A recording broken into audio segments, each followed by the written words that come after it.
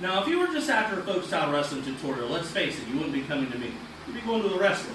But what I want to show is how the strangles from jiu-jitsu can interplay with those folk style moves to make you a better wrestler than you otherwise would be. It's kind of the beauty of the sport, is getting to use the submission threat to set up all the positional stuff. And you can end up out wrestling someone that's a better wrestler than you. So let's start to look at the chokes now. We'll start with the guillotine. So the reason most jiu-jitsu guys go elbows on the mat here instead of hands on the mat is because of the guillotine. But that's okay. We're going to set this up regardless. When his elbows are on the mat here, when I take this elbow and I pull it back, it is a normal and smart reaction for him to pull his elbow back, right? He doesn't want to be controlled like that. An open elbow is a weak elbow. We just showed that with the wrestling moves. As soon as he pulls it back, though, I want to lean and punch in my hand here to this high-risk position. I want to grab a thumbless grip over my pinky side of my hand, elbow flared up. Much like the cow catcher we did, I'll take a little bit of a knee slide and a big step to get my angle. Flare this elbow up over his back. Now, I don't necessarily have to pull the guard to finish this.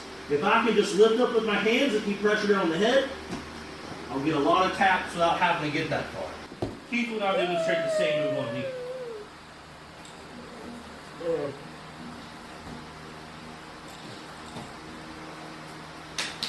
What about if he does leave his elbow forward?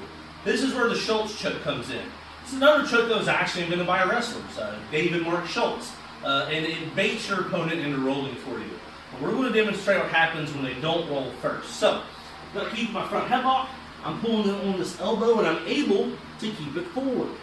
My chin strap is going to shoot deep into his armpit, palm down. My left hand is going to take a gable grip, palm up.